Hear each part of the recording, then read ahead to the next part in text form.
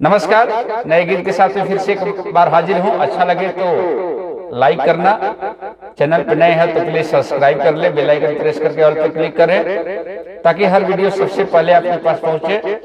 एक सखी अपने सखी से पूछती है कि हे सखी, इतना हेल्दी हो गई हो, इसका राज क्या है? तो क्या बताती है, क्या कहती है?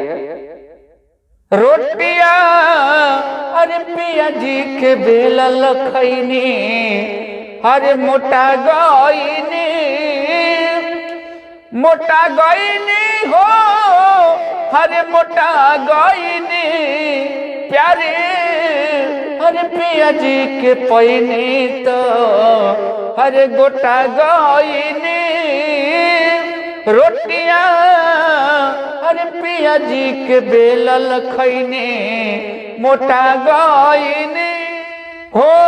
अपना बलम के करी कितना बड़ाई, अरे हरदम रखेले रे जैसे सटाई, तो कुछ अरे कोई ना जियान सब अरे खा गईनी।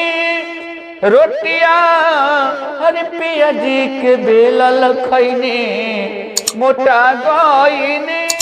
सातो जन्मला मांगी बलमुआ के साथ हो, अरे टूटे नहीं प्रीत कबहू, छूटे नहीं हाथ हो मन में तो अरे मन में बसबले गरा गईनी।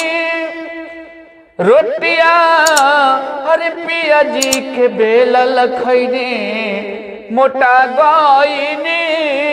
हरे प्यारे अरे पियावा के पैनी तो अरे गोटा गईनी।